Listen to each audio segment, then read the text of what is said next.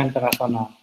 Nah, adanya risiko yang tinggi inilah yang membuat mekanisme pembayaran itu perlu dipelajari sesuai dengan tingkat risiko yang akan kita hadapi. Nah, mengingat risiko itu besar karena perdagangan yang kita lakukan dengan dua negara atau beda negara, tentunya kita lebih paham lebih awal gitu ya. Nah, mekanisme pembayaran ini secara sederhananya bisa dipilah menjadi dua ya. Nah, kemarin atau minggu lalu kita bahas dengan mekanisme transaksi ekspor impor menggunakan letter of credit atau LC. Dan dengan LC ini itu menjadi yang utama gitu ya, yang utama dalam perdagangan internasional. Nah, dalam kegiatan realnya itu tidak semuanya menggunakan LC ya. Tidak semuanya menggunakan LC. Artinya seperti contoh yang kita bahas minggu lalu, ada yang membeli barang secara online, itu dia menggunakan transfer misalnya, itu udah langsung gitu ya. Artinya dia menggunakan bisa dikatakan open account. Gitu. Nah, kembali kepada tema ini, pertama kita bedakan menjadi dua ya, dengan LC dan non LC ya. Nah, untuk LC itu dipisahkan menjadi dua juga, yaitu documentary LC atau non documentary LC. Nanti ini minggu depan kita bahas secara khusus terkait dengan LC. Kemudian yang lebih penting sekarang adalah kita akan membahas yang non letter of credit atau non LC. Nah, yang pertama adalah open account. Secara sederhananya, open account itu adalah kita membayar belakangan gitu ya, sebelum barangnya sudah dikirim, kita bayar belakangan gitu ya. Kemudian advance payment, kendaraan depan, kemudian konsinyasi dan wesel dagang. Ada empat mekanisme pembayaran di luar LC.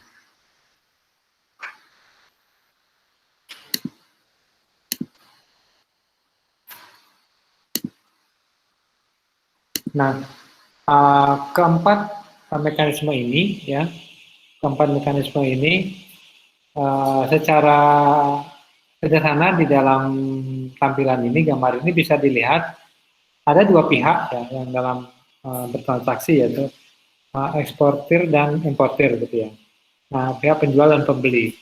Nah, kenapa kita membahas jenis-jenis pembayaran ini? Karena ada risiko yang terjadi, risiko yang paling mungkin dan paling besar terjadi di pihak mana, gitu. Apakah importir atau eksportir.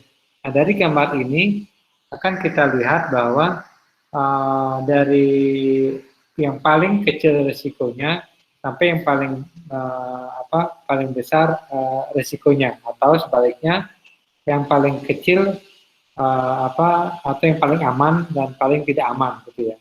Nah, dari gambar ini bisa kita lihat mana mekanisme pembayaran yang paling baik kita gunakan, mana yang paling baik kita hindari ya. Jadi ini menjadi penting ketika kita akan memutuskan untuk melakukan perdagangan internasional. Nah, kita melihat pertama dari sisi eksportir yang paling atas ya. Nah, eksportir artinya penjual. Nah, penjual yang paling tidak aman itu adalah konsinyasi. Kenapa? Karena barangnya itu dikirim terlebih dahulu, setelah diterima oleh pembeli, kemudian dijual, baru dilakukan pembayaran, gitu ya. Itu konsinyasi atau consignment. Kemudian yang di atasnya lagi adalah open account.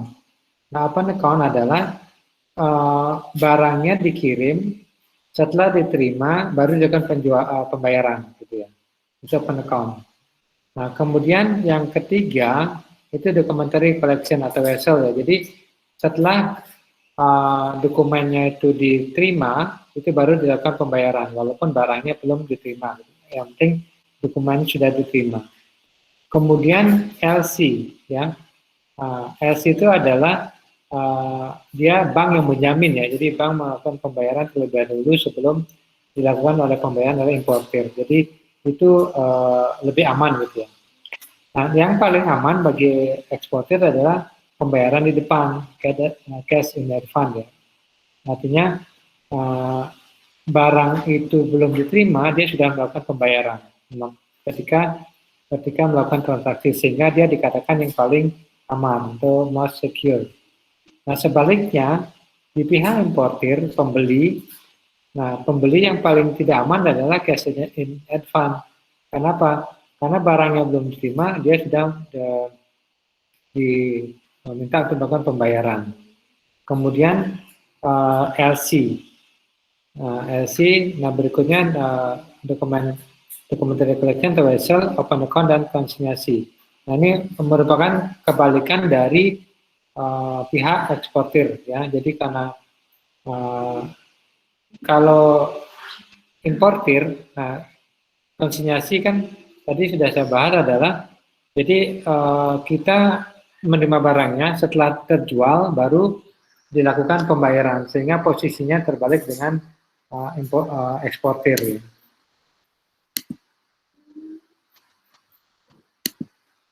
Nah, dari gambar ini mudah-mudahan secara umum bisa diketahui posisinya ya.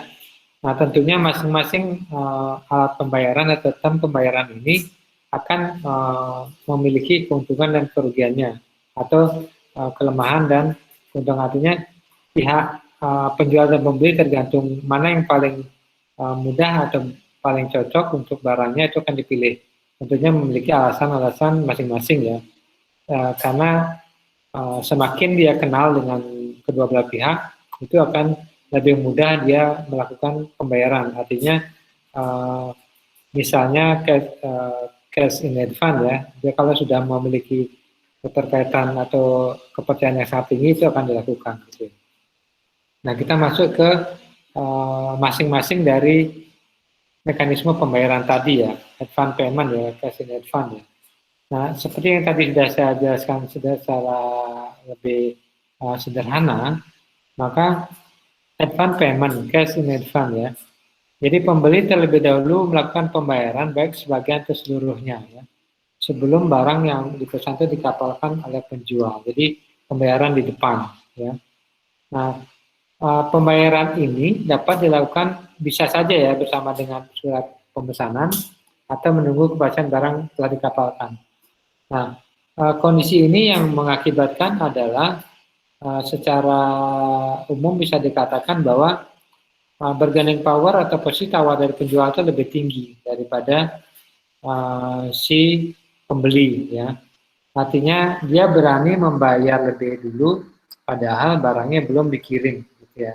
Itu tentunya ada alasan-alasan tertentu yang mengakibatkan si pembeli itu mau membayarkan lebih awal dalam transaksi itu gitu ya. Nah,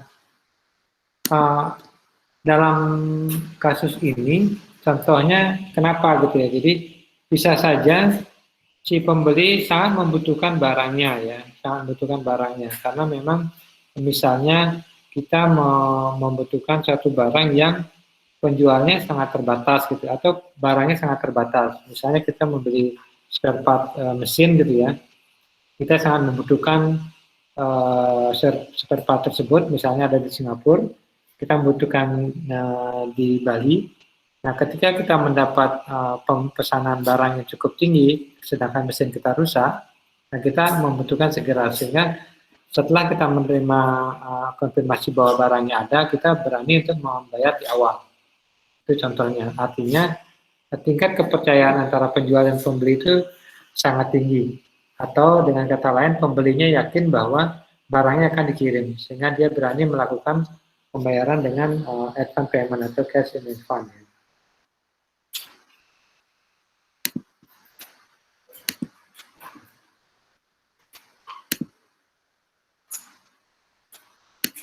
Kemudian kita masuk ke yang kedua, open account. Ini kebalikan gitu ya. Jadi metode pembayaran ini penjual mengapalkan terlebih dahulu atau barangnya dikirim terlebih dahulu gitu ya. Setelah diterima oleh pembeli, baru dilakukan pembayaran. Ya. Nah, begitu pula sebaliknya risikonya ada di pihak penjual. Artinya bargaining power dari pembeli itu lebih besar. Nah, contohnya apa? Misalnya jumlah pembeli itu terbatas gitu ya. Artinya jumlah yang menjual barang itu cukup banyak sehingga penjual itu ingin mendapatkan pelanggannya lebih cepat gitu ya. Sehingga dia berani menjual barangnya, artinya mengirim barangnya terlebih dahulu baru dilakukan pembayaran. Nah, bisa juga dalam hal ini penjual itu ingin melakukan promosi ya. Jadi promosi terhadap produk-produk yang baru sehingga dia berani memberikan atau mengirim terlebih dahulu barangnya baru dilakukan pembayaran. Nah, risikonya ada di pihak penjual gitu ya, karena barangnya dibayar setelah diterima oleh pembeli. Itu contohnya ya. Jadi tentunya antara penjual dan pembeli itu saling meyakini dengan kondisi masing-masing gitu ya, sehingga kenapa penjual itu berani melakukan pengiriman barang terlebih dahulu. Biasanya sih yang umum-umum adalah memang sudah sering melakukan transaksi dengan si pembeli ini, sehingga dia yakin bahwa setelah barangnya dikirim atau diterima akan dilakukan pembayaran. Kemudian konsinyasi ya. Konsinyasi ini secara sederhana, jadi barang itu dikirim, kemudian diterima oleh pembeli, setelah dijual, nah baru dilakukan pembayaran. Nah ini dalam gambar tadi adalah risiko yang paling besar ya, karena bagaimana si penjual yakin bahwa barang itu benar-benar akan terjual, gitu. Katakanlah misalnya si penjual itu kan tidak berada di satu negara gitu ya. Artinya apakah benar barangnya misalnya dikatakan rusak gitu ya, dikatakan rusak sehingga dia tidak melakukan pembayaran.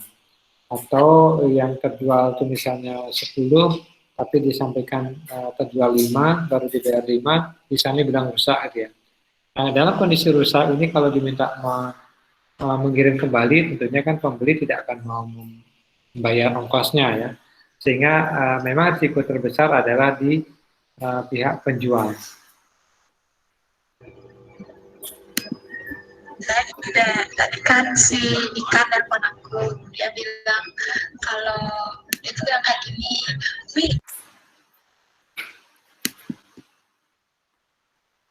Dan jadi konsinyasi ini memang di pihak penjual sama halnya mereka ingin mendapatkan pembeli atau pelanggan yang lebih banyak, sehingga dia bersedia mengirimkan barangnya terlebih dahulu, baru setelah terjual baru dilakukan pembayaran. Nah, selanjutnya adalah collection atau vessel inkasso. Nah, collection ini pembayaran dilakukan dengan cara eksportir dan meminta bantuan jasa bank dalam melakukan penagihan kepada importir. Jadi hanya bank itu hanya sebagai perantara ya. Jadi menerima perintah dari eksportir untuk melakukan penagihan atas kepemilikan barang yang dikirim ya kepada pihak pembeli atau importir. Nah, di dalam model collection ini itu ada istilahnya drawi ya, importir, kemudian drawer eksportir, remitting bank itu bank yang membayar ya, pembayar di negara eksportir, kemudian collecting banknya bank yang menagih. Jadi bank yang terlibat dalam proses penagihan ini tidak menjamin pembayaran gitu ya. Dia hanya itu memang beda dengan LC, LC-nya melakukan pembayaran ya. Tapi kalau collection atau wesel ini, bank itu hanya sifatnya menagih ya. Jadi dia diminta untuk melakukan penagihan atas transaksi perdagangan yang dilakukan oleh kedua belah pihak. Gitu. Nah, collection ini ada dua jenis ya. Ya, ada yang clean sama yang documentary ya. Nah, kalau yang clean collection ini penagihan pembayaran hanya menggunakan draft saja tanpa harus melengkapi dokumen komersial. Artinya dengan draft atau surat yang sudah diterima bahwa dia sudah melakukan pengiriman barang gitu, jadi dia bisa melakukan pembayaran gitu ya, tanpa dokumen komersial itu misalnya dokumen komersial itu kayak semacam invoice ya, jadi yang memang dipersyaratkan seperti yang adanya di LC. Nah ini lebih sederhana lagi. Nah yang documentary collection itu ada penagihan setelah ada dokumen komersial. Jadi hampir mirip dengan apa LC dokumennya, hanya saja pihak banknya tidak menjamin ya. Nah documentary ini ada dua ya, dengan agent payment dan agent acceptance ya. Artinya kalau agent payment setelah dokumen pembelian dokumen ekspor impor perdagangan itu akan diserahkan setelah importer membayar tunai atas transaksinya ya. Kalau agent acceptance itu banknya itu menyerahkan dokumen setelah si importer itu menerima, ada pernyataan menerima akseptasi dari draft vesselnya tadi gitu ya. Jadi lebih apa namanya, lebih ringan gitu ya. Yang lebih apa, documentary against payment itu yang lebih clear ya, artinya setelah dia bayar baru diserahkan dokumennya. Jadi karena dokumen ini penting ya, dokumen ini tidak akan kalau tidak diterima oleh importer, dia tidak akan bisa mengeluarkan barangnya, gitu, sederhananya. Yang seperti kita bahas di dalam LC. Ya. Nah, LC ini sebenarnya kita akan bahas khusus di minggu depan, tapi secara singkat kita juga bahas saat ini. Kenapa? Karena memang term of payment itu juga meliputi LC. Nah, seperti yang kita bahas minggu lalu, LC itu adalah janji membayar dari bank penerbit ya issuing bank kepada eksportir senilai yang disebut dalam LC sepanjang eksportir memenuhi persyaratan LC baik secara fisik dan dokumen. Nah, artinya pihak bank itu memang menjamin transaksi ekspor impor itu akan dibayar sepanjang memenuhi syarat yang ditentukan dalam LC. Nah, ini bedanya dengan vessel atau collection tadi. Bank itu tidak menjamin, dia hanya sebagai penagih ya. Jadi bank itu diserahkan dokumen untuk disampaikan ke importir, kemudian importirnya ditagih untuk melakukan pembayaran.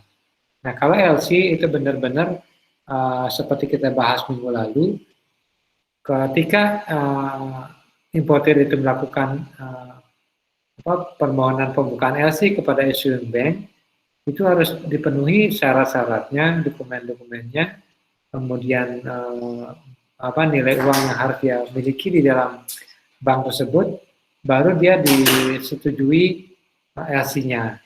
Begitu pula di pihak eksportir. Nah, di pihak eksportir itu sepanjang dia bisa memenuhi dokumen yang dimintakan di LC, dia akan menerima pembayaran. Nah, minggu lalu kan ada juga pertanyaan, misalnya ada istilah confirming bank atau paying bank atau reimburse bank. Nah, ini yang kita bahas di dalam flowchart minggu lalu itu kan hanya advising bank gitu ya. Nah, di dalam prakteknya memang itu ada bank koresponden ya. Nah, dalam LC itu ada applicant ya, istilah-istilah yang wajib kita ketahui. Applicant itu importir, kemudian beneficiary itu ada eksportir, yaitu penjual gitu ya. Kemudian, nah issuing bank itu bank penerbit, nah, itu hanya satu ya, issuing bank. Kemudian bank korespondennya yang banyak ya. Ini tergantung kesepakatan yang digunakan di dalam sale kontrak itu, apakah banknya cuma satu atau memang terpisah ya. Jadi ada bank penerus, confirming bank, bank konfirmasi yang menjamin. Kemudian ada bank yang mengaksep vessel atau LC, kemudian paying bank yang membayar kepada beneficiary atau eksportir, atau ada negotiating bank ya, bank yang untuk negosiasi. Artinya ini dalam prakteknya beraneka ragam bank yang digunakan, tergantung dari di mana eksportir itu menyediakan akunnya untuk melakukan transaksi ekspor impor. Nah, prinsip dasar LC ini wajib diketahui ya. Itu ada 3, independensi, complying presentation, dan prinsip deal with document only. Nah, independensi ini terkait dengan sales contract ya. Jadi kontrak LC sebagai instrumen pembayaran transaksi ekspor impor merupakan yang terpisah ya, kontrak terpisah dari perjanjian ekspor importir mereka yang dituangkan di dalam sales contract. Artinya apa? Sales contract dengan LC itu terpisah ya. Artinya importir akan diberikan dibukakan LC-nya sepanjang memenuhi persyaratan ya.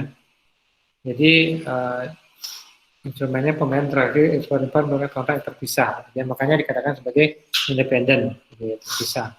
Kemudian complying presentation. Jadi LC ini memberikan jaminan pembayaran kepada eksportir atau beneficiary sepanjang dokumen yang dimintakan di dalam LC tersebut terpenuhi. Ya, misalnya ketika barang itu sudah dikirimkan, ya membutuhkan bill of lading, invoice, packing list, dan lain-lain. Nah, setelah bisa dipenuhi, bank atau advising bank itu akan melakukan pembayaran, sehingga dikatakan complying presentation. Kemudian prinsip deal with document only. Jadi LC ini bank yang berurusan dengan, hanya berurusan dengan dokumen. Jadi bank itu tidak tahu-menahu terkait dengan barang atau jasa, bagaimana proses pengiriman dari transaksi tersebut ya. Jadi bank ini tidak tahu, berkaitan dengan barang ya. Jadi hanya berkaitan dengan dokumen. Sehingga ada kasus terjadi ketika ada ekspor fiktif yang kita bahas minggu lalu. Nah, ini mekanisme penerbitan LC yang sudah kita bahas minggu lalu ya. Jadi cuma posisi eksportir sama importirnya berada di posisi yang berseberangan ya. Jadi prosesnya sama, secara wawasan ya. Nah, ini dalam kenyataannya ya, sehingga dikatakan di dalam minggu lalu itu kita membahas hanya ada advising bank dan issuing bank, itu bank penerbit.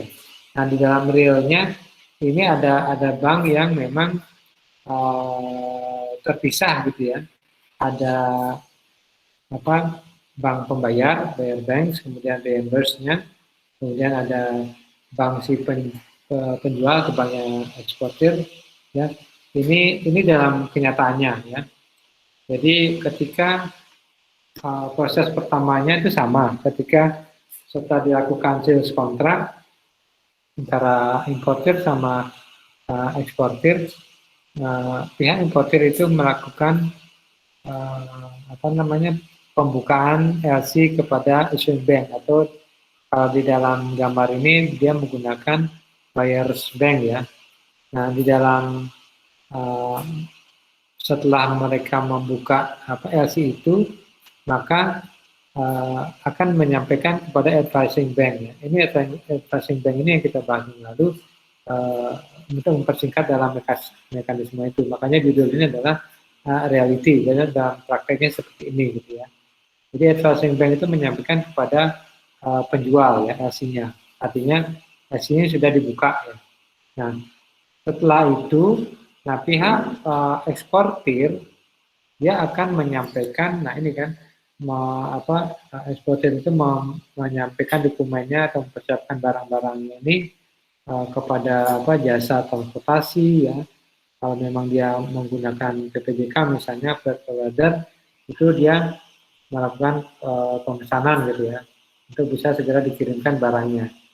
Nah, ini kalau gambar minggu lalu kan ada biaya cukai dan lain-lain, ini langsung ya untuk mempersingkat, karena ini terkait dengan LC-nya, bukan terkait dengan kegiatan ekspor impornya gitu ya. Jadi dokumen-dokumen ini dipersiapkan. Nah, setelah barang dikirim, dokumennya yang dipersyaratkan dalam LC itu dipenuhi, baru dilakukan disampaikan kepada sellers bank ya.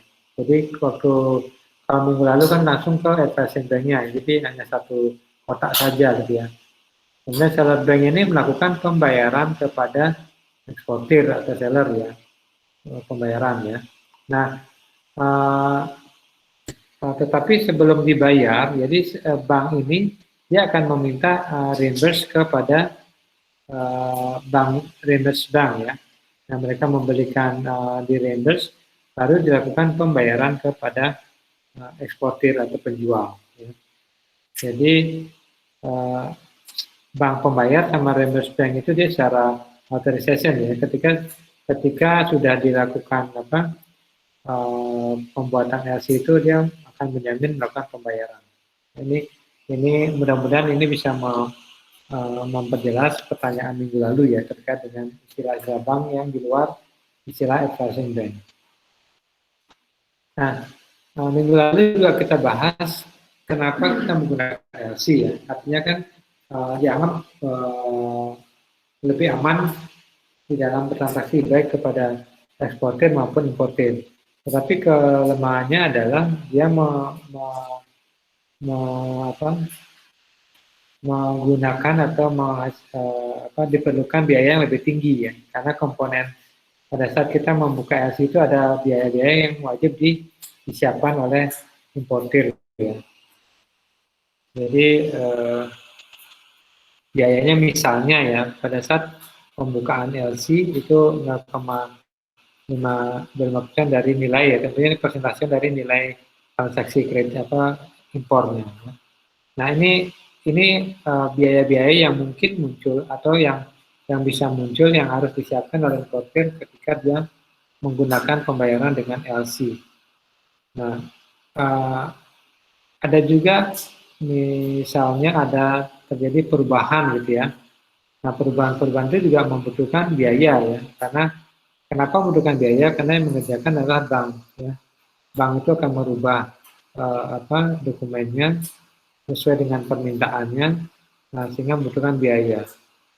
Jadi ini yang muncul ketika kita melakukan pembayaran dengan menggunakan LC. Kemudian dokumen yang dipersyaratkan dalam LC. Ya. Nah dokumen-dokumen ini juga akan kita bahas tersendiri setelah UTS ya. Dokumen-dokumen yang diperlukan dalam ekspor impor. Nah, tetapi ini karena terkait dengan LC, tentunya kan untuk mendapatkan LC atau untuk mendapatkan pembayaran dari LC itu, maka wajib mempersiapkan dokumennya. Nah, ada dokumen transportasi, ada bill of lading, CW bill ya, kemudian airway bill, railway, kereta api, itu dokumen transportnya. Kemudian dokumen komersialnya ada, ini sebenarnya invoice ya, ketiga ini kan invoice, cuma bedanya kalau komersial invoice memang invoice yang memang sudah final ya, digunakan sales contract. Kalau pro forma itu invoice yang masih sifatnya belum final, jadi masih penawaran. Kalau konsular ini untuk yang kedutaan ya. Kemudian ada juga dokumen asuransi ya, ada polis, ada sertifikat, ada cover note ya.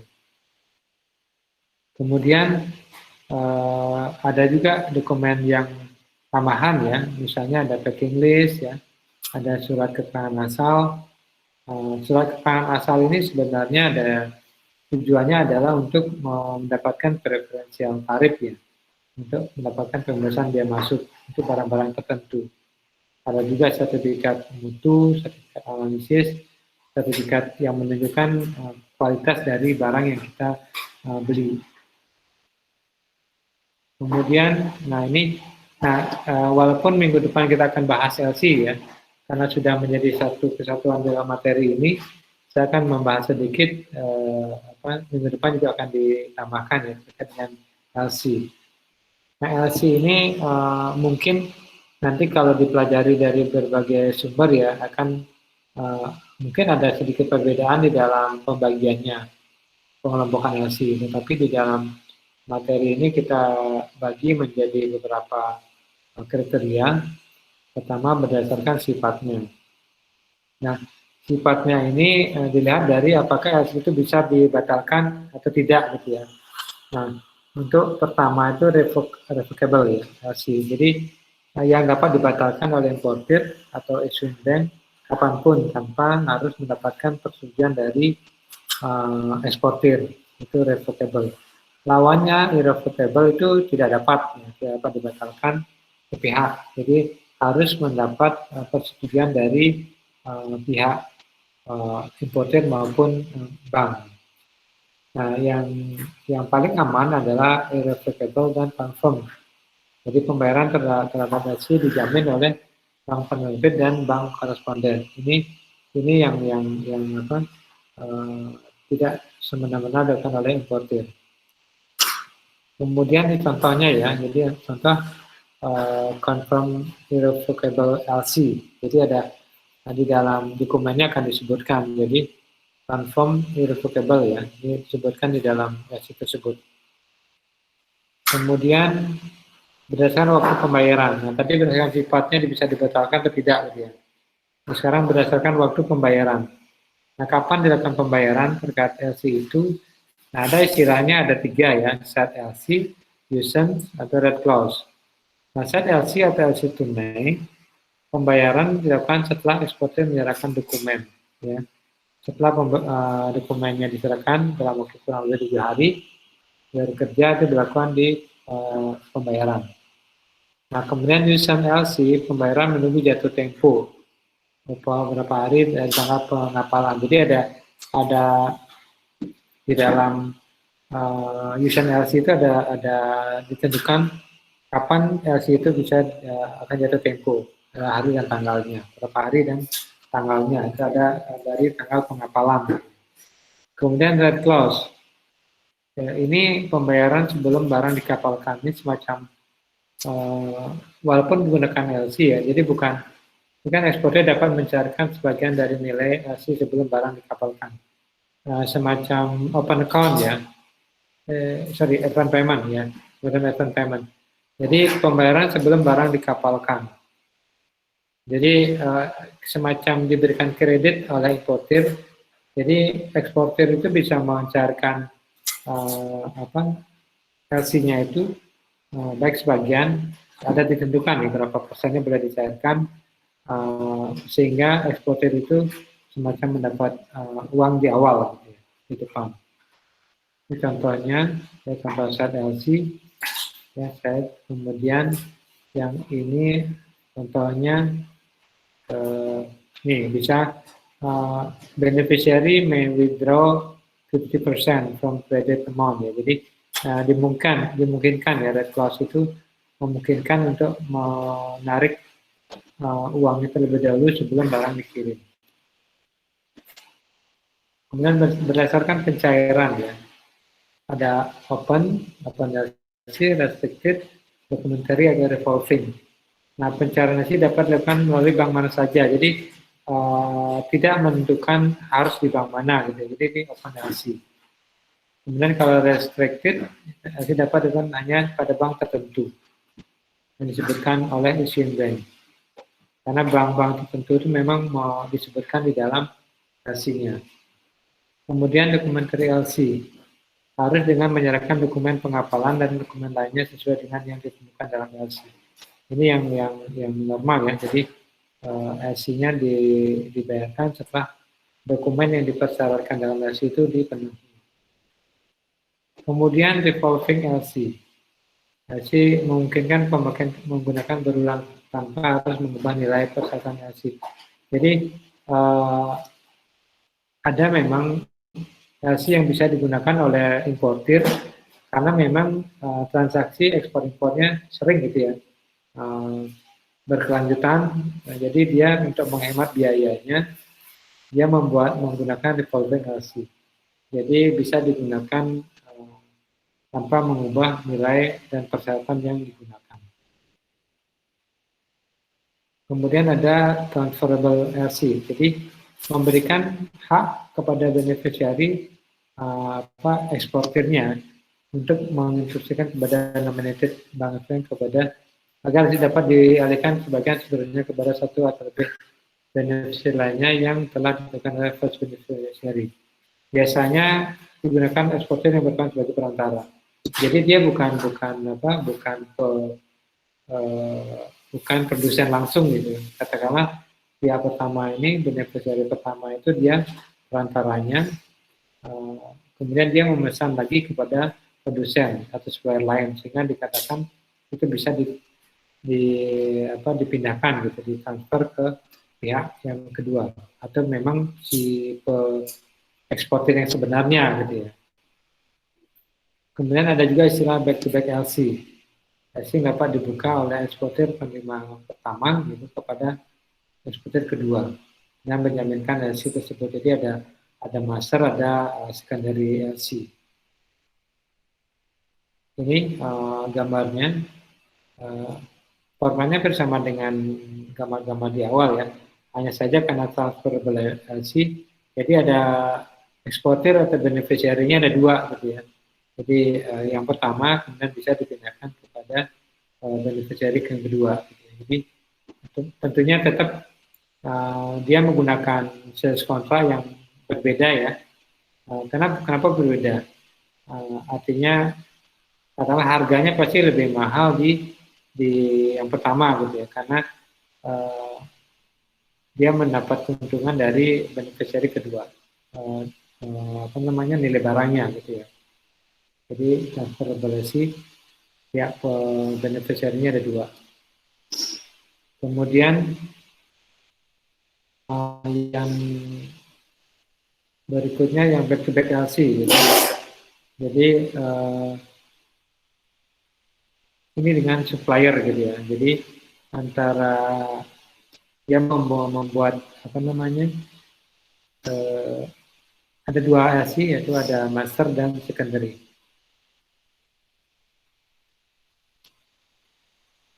Kemudian, nah ini yang non documentary ya.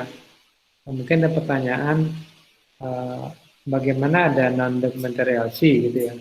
Bukannya LC itu selalu ada dokumennya gitu ya. Nah jadi bedanya adalah ini akan dikeluarkan ketika ya. Jadi jaminan pembayaran ya yang dikeluarkan oleh bank penerbit atau issuing bank itu kepada beneficiary. Jadi hanya akan dilakukan oleh bank penerbit kepada beneficiary ketika pihak yang dijaminkan atau import ini one prestasi. Jadi hanya akan diterbitkan atau datang pembayaran ketika dia one prestasi. Nah, beda dengan LC yang normal gitu. Jadi dia dokumennya memang tidak ada yang ini ya. Jadi hanya membuat satu jaminan bahwa ketika importirnya tidak melakukan pembayaran, maka bank ini akan melakukan klaim pembayaran kepada beneficiary atau eksportirnya. Jadi gambarnya lebih singkat ya. Melakukan klaim. Jadi ketika transaksi, maka si eksportirnya akan mengklaim kepada bank ya, issuing banknya.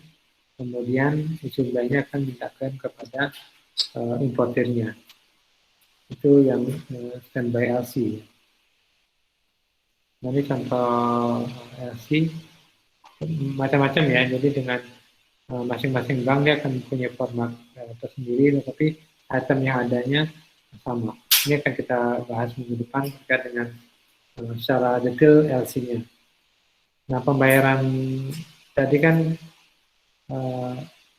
pembayaran ya, topik pembayaran ini tentunya dalam kenyataannya bisa transfer, bisa dengan cek, bisa dengan mata uang tunai, macam-macam gitu ya, tergantung dari kesepakatan penjual dan pembeli. Dengan transfer,